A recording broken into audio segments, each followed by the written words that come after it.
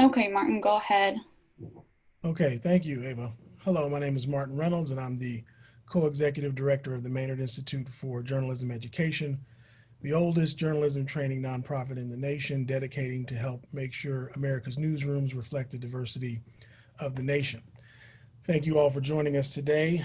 We're excited to keep going with our best practices series, and today we're going to be focusing on maintaining momentum for newsroom diversity. And we have an excellent group of folks uh, to lead this conversation. So first, we've got the Institute's Jean Brown, who's also a assistant professor of professional practice at TCU University. And also co-leading the conversation will be Mark Rochester, who is the editor-in-chief of Type Investigations. And he will be joined, thankfully, we're joined by two excellent guests also, Alissa Figueroa, who's senior editor and producer at Type Investigations, and Kat Stafford, who is the national race and ethnicity writer at the Associated Press. And one thing that we have found with this story is that this pandemic has laid bare the disparities that exist in our society. And these disparities, in many ways, also still exist within our news organizations and still only do not reach the level of parity and diversity as society. Only about 22% of newsroom employees are journalists of color. So there's a lot to discuss, a lot going on around this pandemic, and I'm really excited to have this group of folks. So with that, I want to turn it over to Jean and to Mark to lead our conversation. And if you have any questions, please put them in the chat. I'll be monitoring that and passing those along to our discussion leads. Thank you, Martin. I'd like to just start out with kind of a general question for the panel. I know that there's always been this conversation about diversity in newsrooms, and a lot of that has, through the years, focused on the troops, on the reporters and the photographers. Not, once we had the last disruption in 2008, you lost a generation of editors. I know that that's starting to build back up, but I'd like you all to talk about what it means to be that senior person or that editor in a newsroom, to be a person of color, and what you are bringing to that conversation. Sure, I can start off with that. So I've only recently come to Type Investigations. I'm 1 month into my tenure there. So previously, I was with the Detroit Free Press. Kat Stafford was a reporter who worked with me there. Several months ago during the last IRE conference, there were several of us gathered in a session sort of after the day was over, and we were talking about this very issue.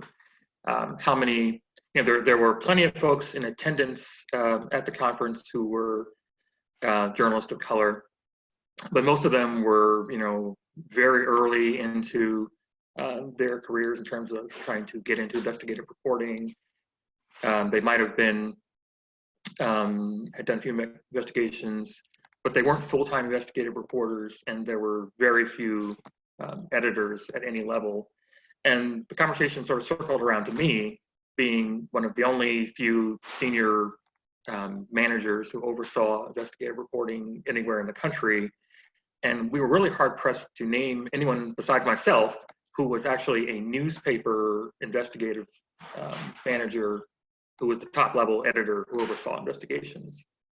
And during that conversation, someone was kind of patting me on the back. They were congratulating me. It's like, no, that's not good. That's not good at all. There should be more people like me, leading investigations around the country. And in fact, when the pandemic, really got going, when it became clear it was going to be a huge issue that was going to change all of our lives, it's unfortunate that occurred just around the time when there really started to be some significant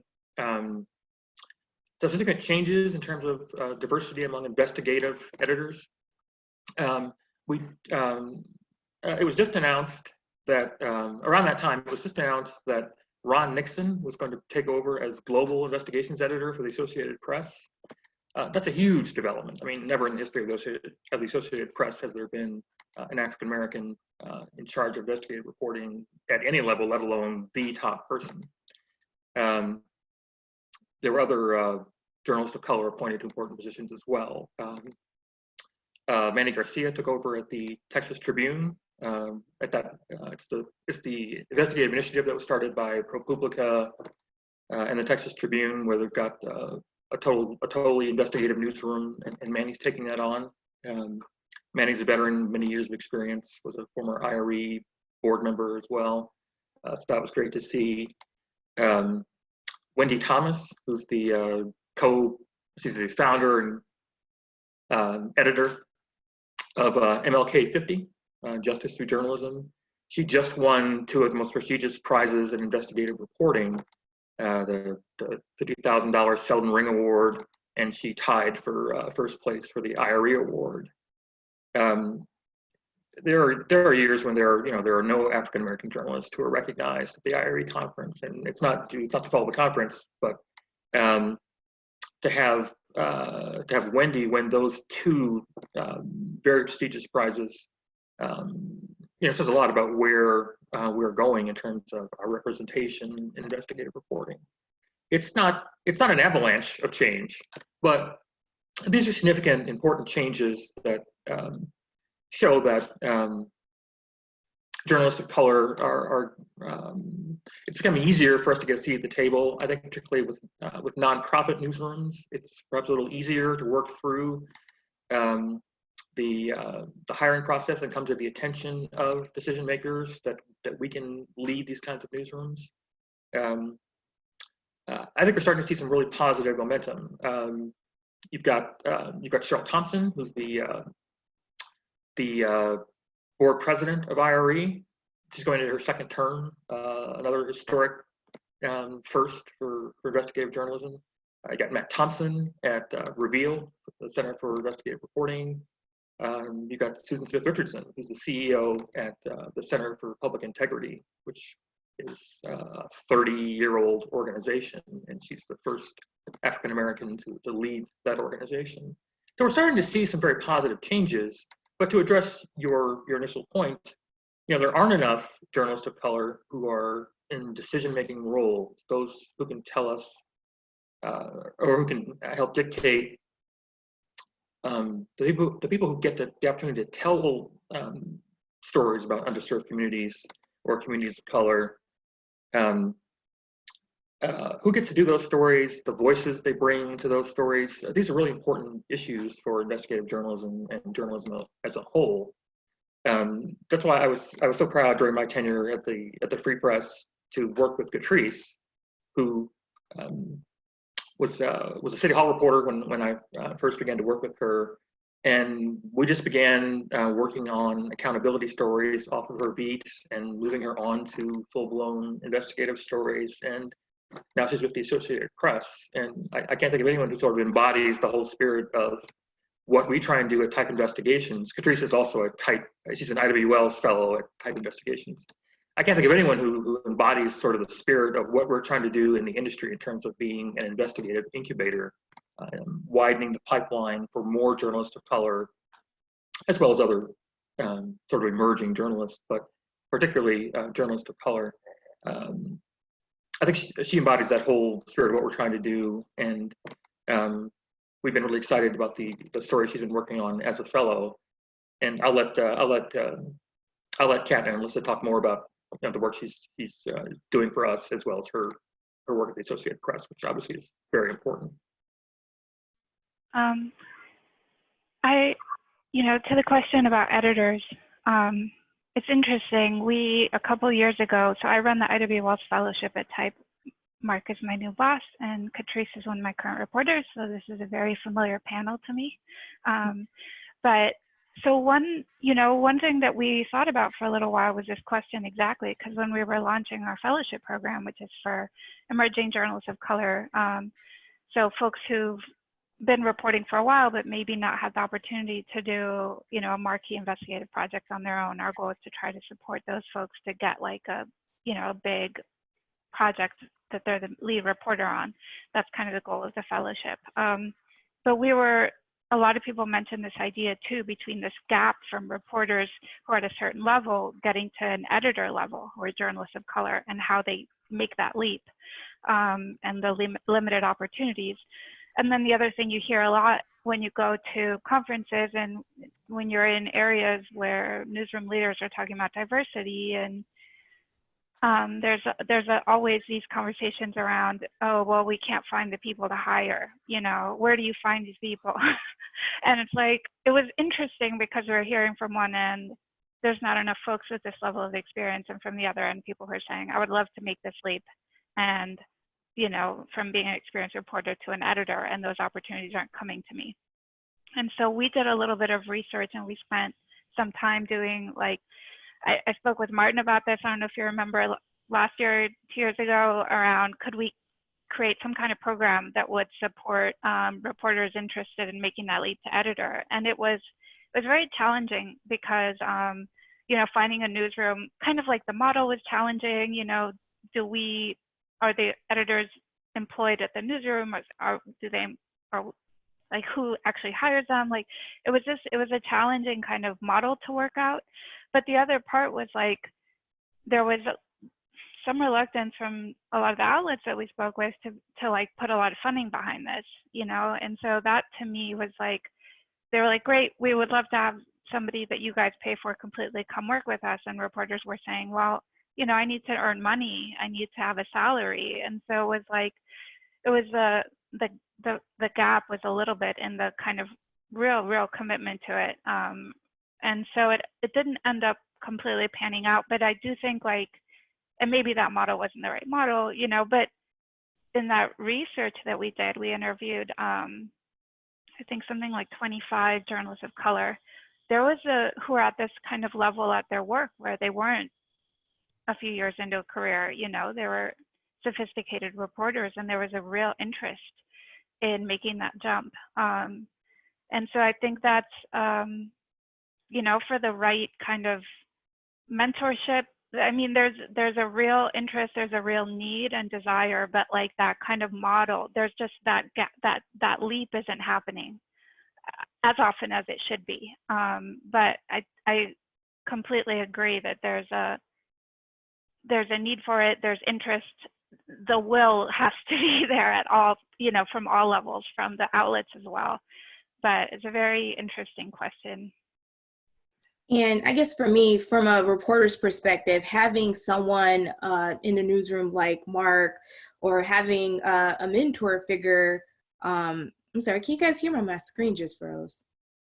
Okay, having a mentor like Alissa, it's very important, because when you have journalists of color in these newsrooms, you can, it really shapes the narrative. And just using COVID-19 as an example, when this really broke out in the US, there wasn't that much discussion initially in terms of how communities of color were being impacted.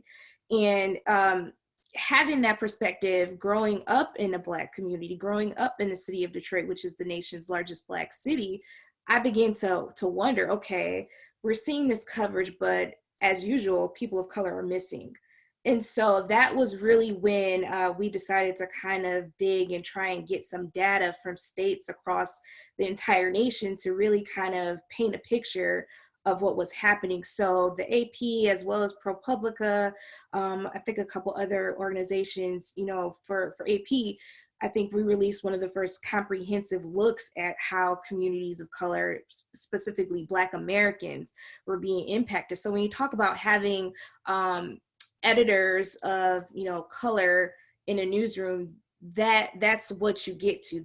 Those are the types of stories that really only come from someone who has this lived experience or this perspective that can add that necessary nuance to your coverage. So I think it's paramount for every news organization to really prioritize hiring diverse, not just reporters, but not even just editors, but photographers too.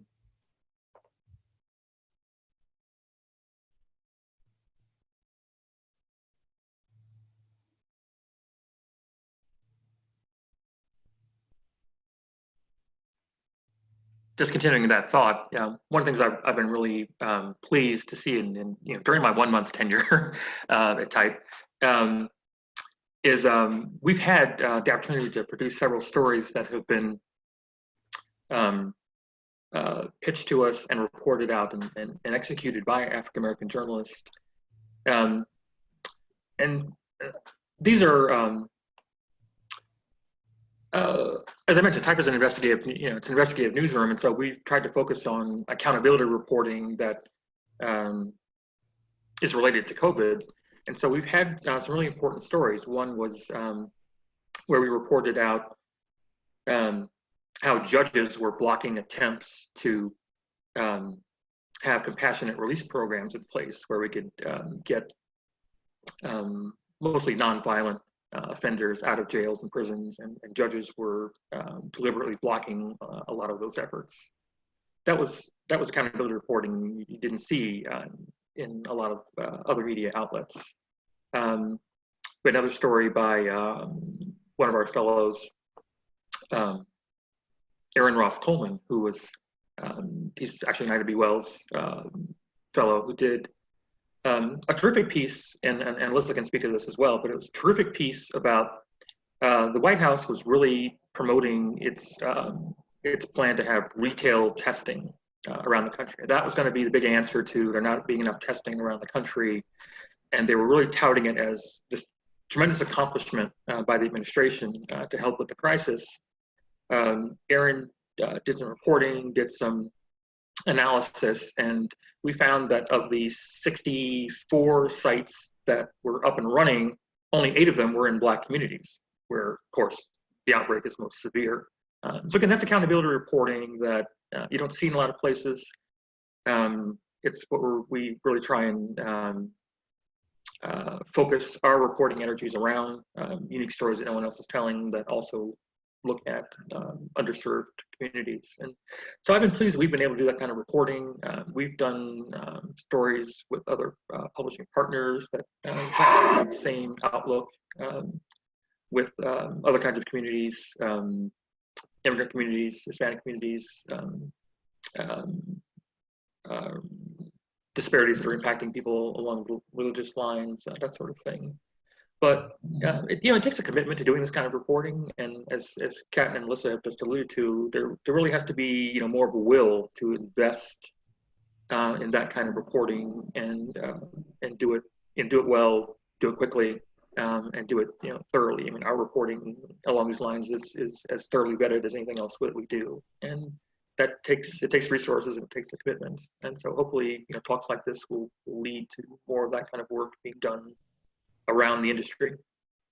So as we move into eventually into the post-COVID phase of coverage, what are some of the threads that need to be picked up and carried into that coverage? What are some of the underlying issues that have been laid bare by COVID that we need to make sure that newsrooms continue to examine or begin to examine?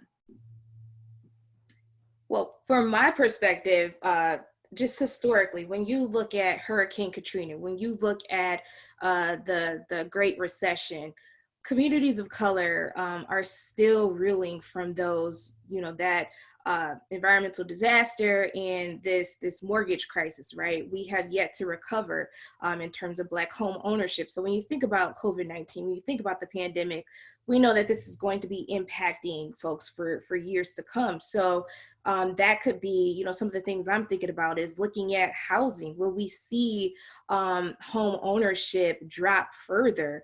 Will we see the wealth gap widen even further, as we know so many Americans have lost their jobs?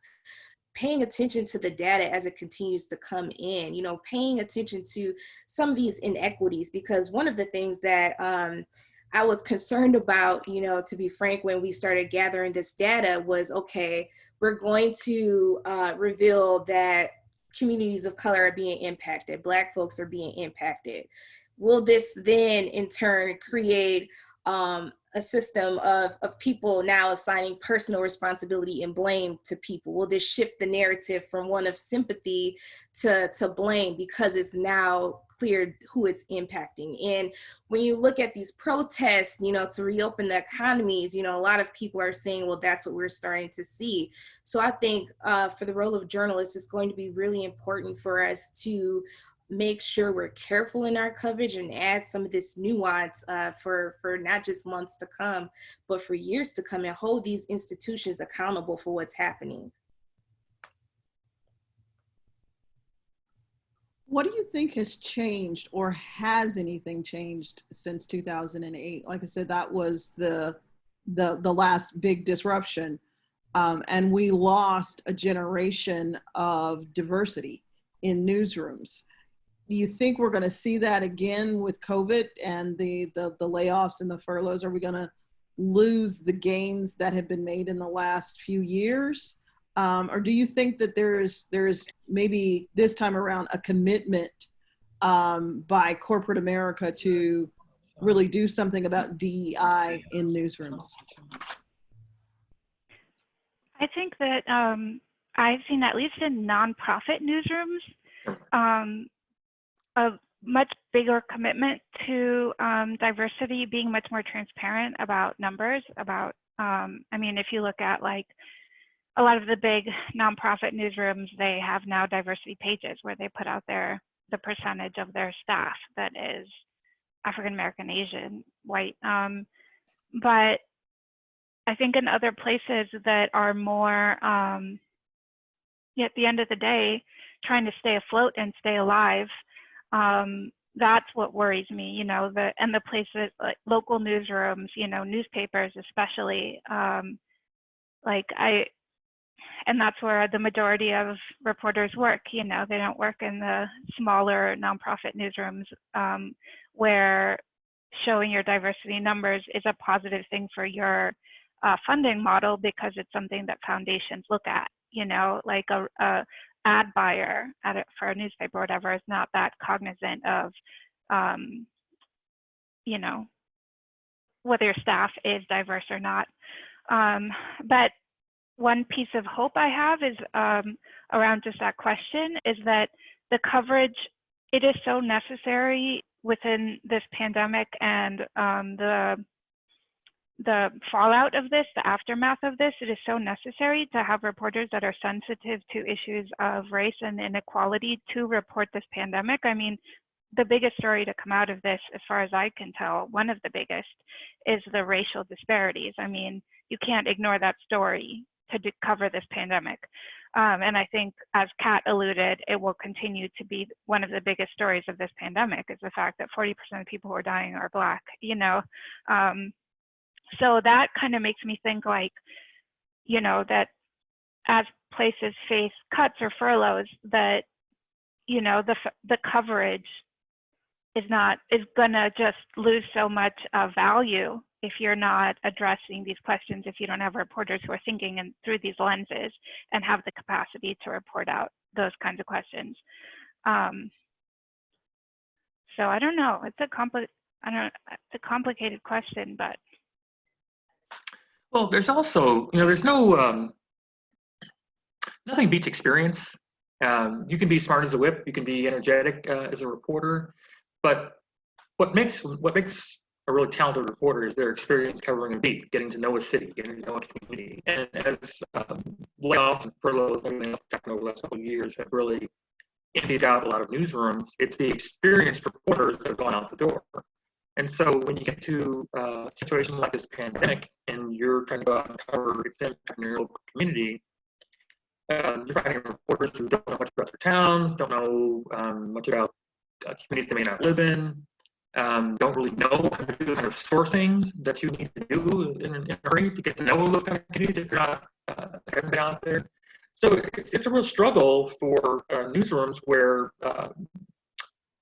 you know, a lot of older, more experienced reporters have gone out the door, and there's a lot of millennials in the newsroom who perhaps, you know, are new to their cities, new to their newspapers, and don't really know these communities well enough to do the kind of reporting job that's necessary. So speaking to young reporters, because we know there's an age gap in newsrooms now and an experience gap. So if you come into a newsroom, or you're a reporter of color or just a reporter, but in the last 5 or less years, and you want to make an impact in COVID coverage, where's a place that they could actually start and make a difference, and keeping diversity and all of those things in mind?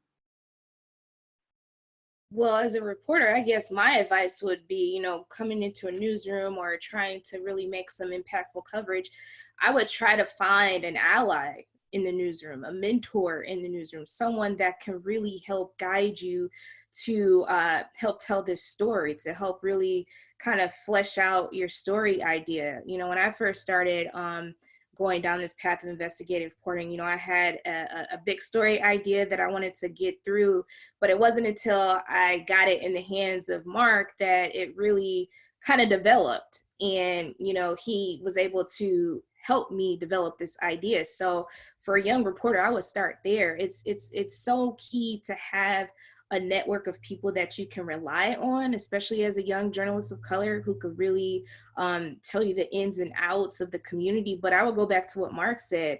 Nothing beats shoe leather reporting. And in terms of COVID-19, it could be hard to do right now, right? Because everyone is supposed to be social distancing. But I would really focus on establishing and building relationships with sources in the community who could really point you to the right people that can help you tell some of these rich stories that are happening in your community. And don't be afraid to admit what you don't know, or to the skills that you need to acquire. Get to know anybody in the newsroom who knows data, whether you have a dedicated database reporter or whether it's someone who is skillful with data sets. Get to know them, see if they can teach you some simple tricks that you can acquire and start to analyze data or help you analyze data. Part of understanding what's going on is really getting your arms around these huge amounts of data that state health departments are releasing on a daily basis. And if you can analyze or figure out the most important trends in that data, you're going to be a leg up on other reporters who are just waiting on the AP or another news organization to analyze that stuff for you. Get the help you need, get the professional development you need to really get your arms around this kind of reporting and do it yourself. One other piece of advice I would offer is, if you have a big idea and something you really, really want to pursue, like, continue to pursue it as best you can. Like, I feel like, you can get in a trap of kind of doing the quick turnaround reporting, especially right now, and be very reactive. But it's worth it sometimes, if you can do it within your job, to look at a story, look at it a few different ways, take a little bit of time. The story that Mark mentioned with Aaron that we put together, Aaron Ross Coleman, he wanted to look at these retail sites, and he had this thesis that, retail tends to fall along segregated lines. There are more targets in white neighborhoods versus Black neighborhoods, and it took a while for his story to pan out because initially there just weren't very many of these sites open. And so we kind of looked at one city where there were a bunch in Chicago and mapped those out. By the time the story came out, 2 weeks later, there were suddenly 63 sites, and we could do a bigger analysis, and his thesis stood and, kind of showed the failure of this retail plan through this very specific lens that nobody else was reporting on at all. So I think, like, sometimes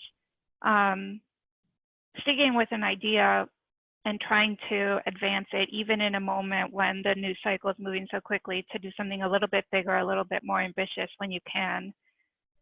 In my experience too, when I was younger reporter, like, those kinds of stories are the ones that will also give you more visibility within a newsroom. So trying to get out of that churn when possible, to spend a little bit more time. And if you can find, like Kat said, a mentor, somebody to bounce ideas off of when you have an idea, that is invaluable.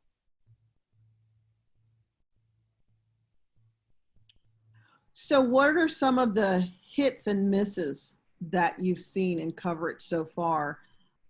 where perhaps the concept was great, but the story fell short when it came to diversity or thinking about the underlying issues of the story? Oh, can I start for this one?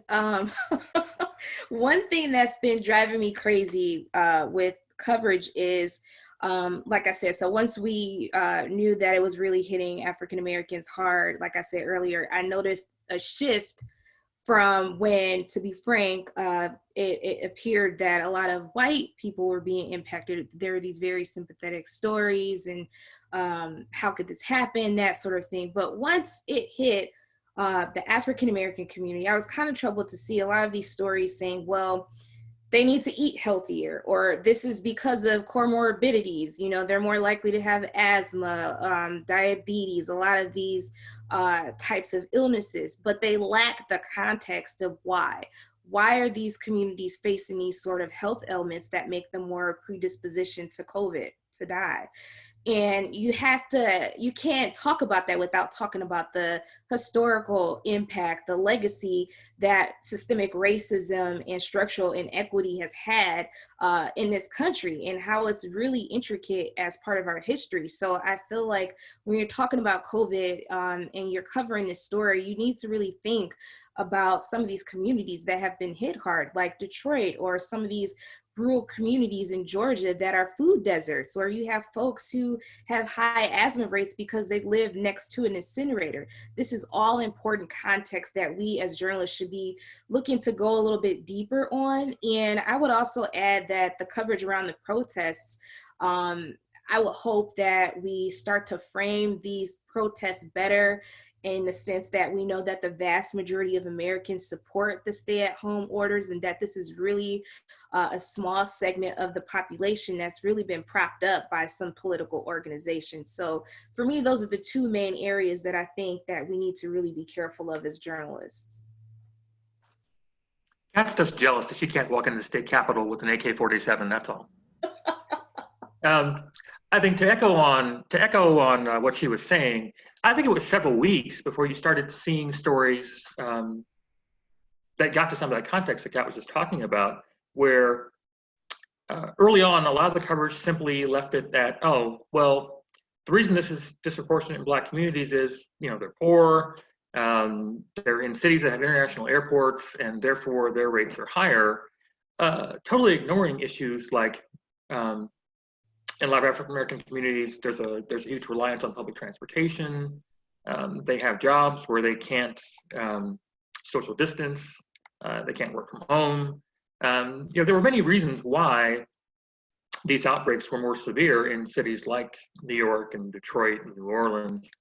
And you didn't see a lot of that kind of contextual explanations, I think, until several weeks into the COVID coverage. And again, I think that was, as we've been talking about, just a lack of understanding about those communities, and probably not a real interest in digging, you know, deep into the explanations. It's, oh, there's big numbers here, that's the story, let's move on. Again, it takes resources to dig deep, and to dig deep in areas where you may not be all that familiar with. So it's definitely, it's getting better. I don't think we're there yet, but I think it's getting better. How do you think, to take that further, that we start to have conversations within newsrooms?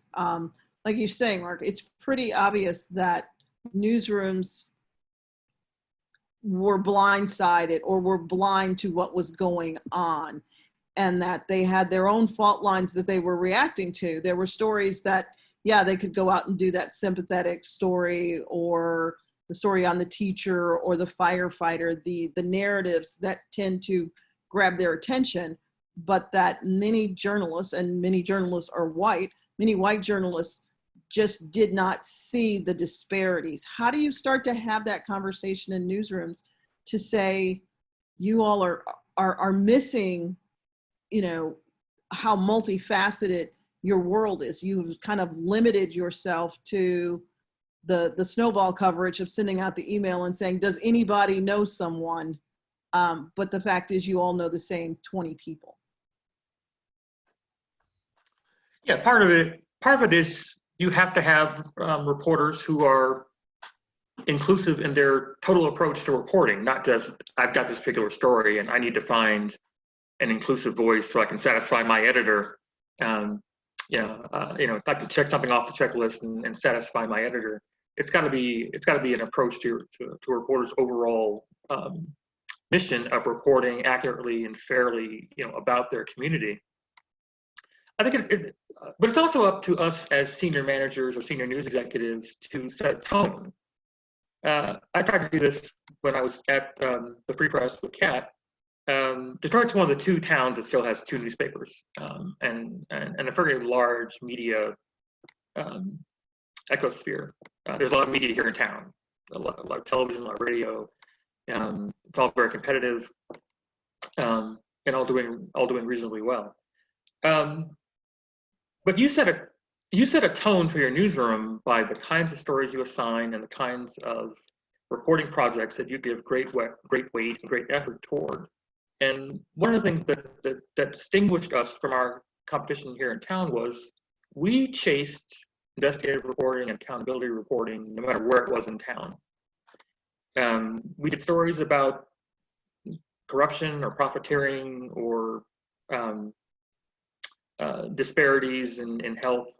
We did that as part of our routine coverage, but especially in our investigations. And I think it gave us a totally distinct voice here in Detroit, and readers responded to it. The paper wasn't always like that, but it had been that way in the last several years because we made a concerted effort to move in that direction. I think in past years there had been this sort of little voice that was in the back of the minds of editors, some editors in the newsroom, that, well, these stories aren't important to our readers. And part of that is, a perception of who you're trying to serve. Are you serving journalism and the truth and accountability, or are you serving a bunch of people you think are the people who are subscribing to your paper, and that's the mission you're serving? And it really depends on the tone, like I say, that you set for the newsroom, what you let your staff know is important to you as a manager and the other people on your management team. But it has to start at the top. It has to start at the top and work its way down. That this is the kind of journalism we want to have in our newsroom, and here's how we're going to make that happen. That's the important part. Just want to let people know that feel free. Sorry, Alyssa. Feel free to drop in questions in the chat if you have any questions. Want to hear from you as well. Sorry, Alyssa, please go ahead. That's okay. Well, I was going to say, just piggybacking off of what Mark was saying, is you need people in the rooms when decisions are being made about stories or angles or how to cover something, or who are going to speak up when something feels off too, or whether it's the person at the top or other editors or reporters. Like the rooms can't be, that I think is where you run into trouble, right? Where you're batting around ideas about how to cover. You're seeing these numbers going up, and you don't have anybody in that room who can think from a different perspective about why. Not, leaning less on the behavior questions of, well, these people act this way, right? It's more like, well, these people need to get to work, So I think like the tone from the newsroom, but what everyone knows is you need those people in the conversation when stories are being assigned. And I think. I would just like to add a couple of things, I guess, from a reporter's perspective, things that we can do as a reporter.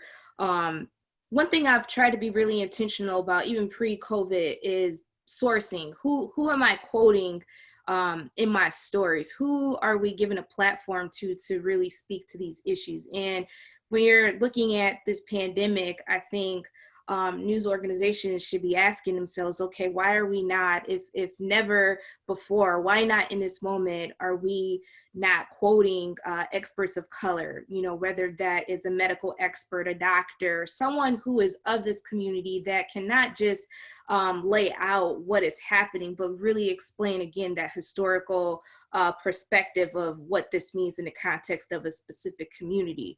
I think too often reporting is not community driven.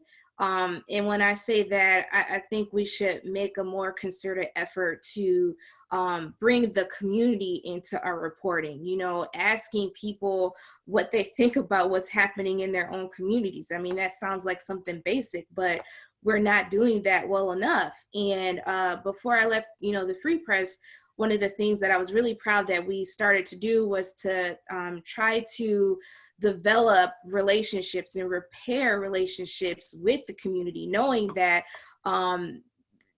the way that we interacted with them wasn't always the best. We weren't always serving their needs. So going to the community, not always with the ask, but sometimes just to get to know who these, I call them community influencers are, right? Because they hold the key to these communities and really making an effort to connect with these people. I'll just give a quick example. One recent story that I did was looking at the toll of COVID on the city of Detroit. And the only way I was able to do that, it was not because I am from Detroit. You know, that doesn't make me more likely to connect with people, but that was because I took the time to try and cultivate some of these relationships where people felt they were ready to be open and share this heartbreak of losing their mother, this heartbreak of losing so many community pillars. So I think we just need to be intentional in not just our approach, but really how we're starting to report the stories, not just on the tail end. That's something that a bunch of our reporters have spoken about too, actually. The fact that they've spent years and years developing sources with people who end up in ICE detention, and you know, they know those folks and they are in touch with them for weeks once they're detained. Or you know, one of our reporters, Lisa Armstrong, has done prison reporting around prisons for years. I worked with her last year on a documentary we did together around suicide in prisons. But you know, when this thing hit, she had excellent sources at Sing Sing and was able to break some news there about one of the first cases. So that's something that several of our reporters have talked to us about. This we have not, as an organization, historically been the quickest moving. Our stories tend to take a long time at type investigations, but we were able to pivot to start, you know, putting stories out fairly quickly, you know, within a week, 2 weeks, because the reporters had developed these kinds of sources that Catrice is talking about that were the most vulnerable people in this moment, and were able to, you know, they already had that trust built, you know, so they were well sourced in the communities that in this moment are the most important and that are often overlooked, you know, folks in prison, folks in detention centers, people like that. In fact, we had a story, I think it was my first week on the job, where because the reporter had such excellent sources, he was able to find this warehouse operation on Long Island where company officials had told, this is a largely immigrant workforce, had told workers at their warehouse that they couldn't call in sick, that they didn't have sick time, and they couldn't take time away even if they had COVID-like symptoms. And so several of them started getting sick. We have since reported that some of them have actually died. I think it's about 6 people who've died so far. And as soon as we published that, even before we published that story, the New York Attorney General's office said they were going to be looking into it. So we weren't just telling an important story. Our story, you know, immediately had impact. And again, we were able to jump on that story quickly because the reporter was so well sourced. What are some of the strategies that folks can employ in newsrooms to get white editors to address their own bias and recognize that other people in the newsroom need to have a seat at the table because they may see things that those editors are just missing.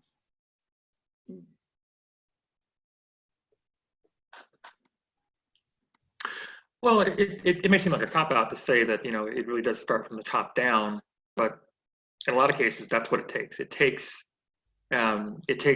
senior management or a top executive to make it clear that diversity is part of what we need to be doing, not just because it's some kind of corporate mandate or it sounds good on a report to corporate, but it's the right thing to do, and it's just part of what our business model should be. Reflecting the community and reporting stories that are important to the community is part of what we need to do as journalists. Some people just don't respond until they're held accountable for their actions, and so I would say if reporters are noticing that their ideas aren't getting heard, or they're not allowed to work on the stories that they believe are important to having diverse coverage of their community, they need to take those concerns to management. Get management to understand what you think the shortcomings are, that these are problems that are actually solvable. I mean, these aren't, this isn't the cure to cancer. We can figure out ways to make this kind of coverage happen. Letting the problem be known, figuring out some simple solutions that you believe can be executed in the newsroom, and then taking those talking points to management and holding management's feet to the fire. That's been the most effective way that I've seen in newsrooms that have really taken this on and actually turned the corner and actually ended up producing better coverage because reporters in the newsroom raised it as a significant issue. I also think. Go ahead, Alissa. I was going to. Well, just a tiny thing to add on to what Mark was saying is I've heard this term body blocking for other people of color in your newsroom, of like supporting each other, when somebody has an idea and it's like, oh, I don't know, being like, actually, that seems like a good idea, I think like kind of creating also just a community within your newsroom that you feel comfortable with, kind of like elevating each other's voices as well. And I do agree with Mark that ultimately, if senior management is not hearing, that's a problem that needs to be dealt with at a higher level. But, I think that there's power also in a group and kind of showing the group that other people, women, I think kind of tend to do this sometimes with each other, being like, she had a great idea. So I think supporting each other in newsrooms, if that is an avenue for you, can be really valuable and help people possibly open their eyes. So like, okay, I'm not hearing what these people are saying. If there's a chorus of people backing you up, or if you do it for other people too, I think that also can help make a leader in a room aware that they're not hearing.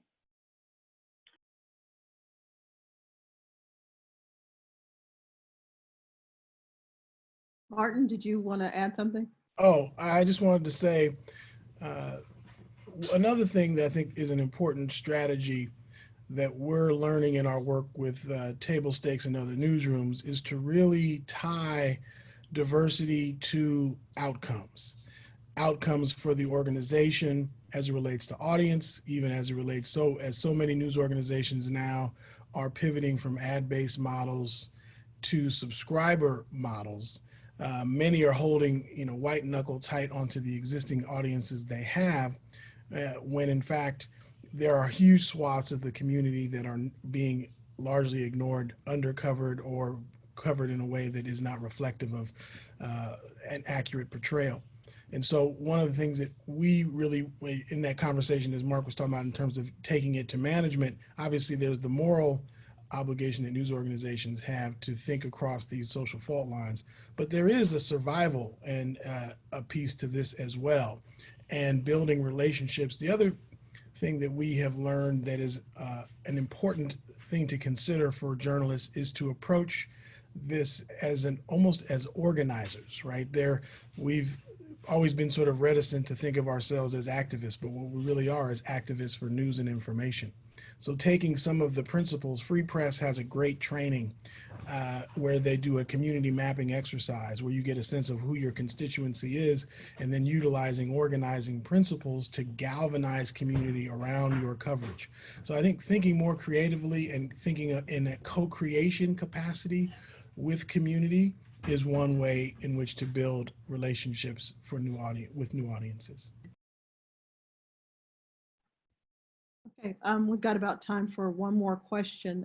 One of the ones that's been posed is, and this is across the board, but a lot of newsrooms have these DEI committees now. They have the diversity committee. When you go back to the newsroom and in post-COVID, when everybody goes back to work in a community newsroom, how do you jumpstart that? And what are some of the lessons that covering this pandemic, what are some of the lessons that should carry over into those diversity conversations?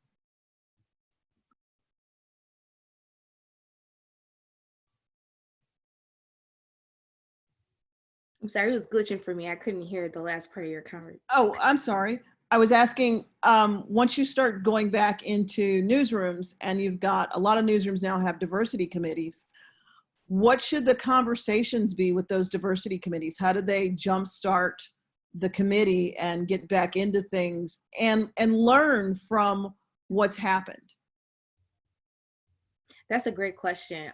Well, I would suggest, once things start to reopen, one of the things that we started to do on my former team at the Free Press, it was me and two other reporters, we would just work in the community, whether that was at a local coffee shop or a bake shop, just immersing yourself in the actual community that you cover goes a long way, because some people come up to you and they're just like, who are you? I've never seen you here before. And that just starts to build, a conversation or a relationship with someone in the community. Mapping out some of these spots within communities. Where do residents go? What is a place that they congregate? What's a event that's of importance to them, to really kind of build, again, these relationships with communities. And I urge people to actually audit or go back and look at some of their coverage. What did you get wrong? What did you miss? What could you have done better covering not just the pandemic, but many issues, whether that's crime coverage or even entertainment and sports coverage. We all could learn from past mistakes. So I would start there and just really have an open mind and think about ways, how can you diversify your newsroom even further? Should you be building up your pipeline? What does that look like, and what work does that entail? How can you, bring in the next generation of journalists of color into your newsroom? And that doesn't have to be a negative experience. You could actually go and audit and look at stories that that read well, that got huge digital audience, that people phoned in or gave you tips about. I mean, look at the reaction of your stories as well. Nothing speaks to editors and management better than success and attracting potential revenue. So showing what you've done and the positive impact that it's had is also, I think, another powerful way to impress upon editors the importance of doing this kind of work. And if I could just add one last point, I know there's a comment in the comment section that talks about that diversity pool. I would just urge people to really consider, when you do have positions open, when you are able to make these hires, go outside of the normal pipelines that you have.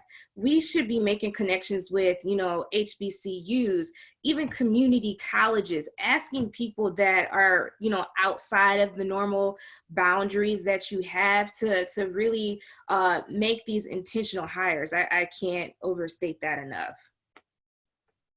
I think that's a great point. The time to think about diversity isn't when you have a position. It's actually thinking about how does staffing align with your strategic goals for the organization, for your coverage goals, engagement goals, and the like. So I think that's an excellent point, Kat, and to think beyond those traditional places.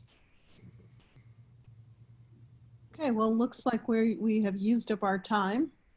Thank you, everyone who's attended, and thank you all for sharing your wisdom with us. Martin, do you Yes, have any? well, thank you, Jean Marie. I appreciate you so much, Mark, Alyssa, and Kat.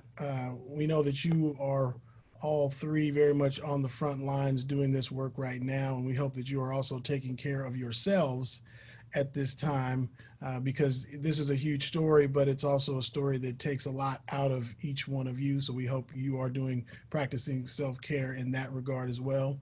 We also want to encourage all journalists to be mindful of your own capacity at this time. It's a very challenging time.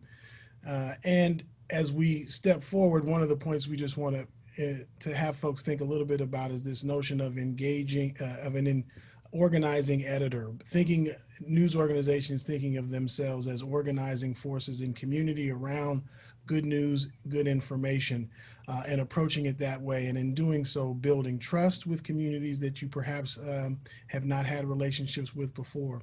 So thinking more creatively and more actively in your approach. I want to thank Jean Marie for her moderation and Mark for his moderation. Thank you, Ava, for this. And on behalf of the Maynard Institute team, we appreciate you. We want you to stay positive and test negative. Thanks, everyone. Thanks for participating. Thank you. Thanks.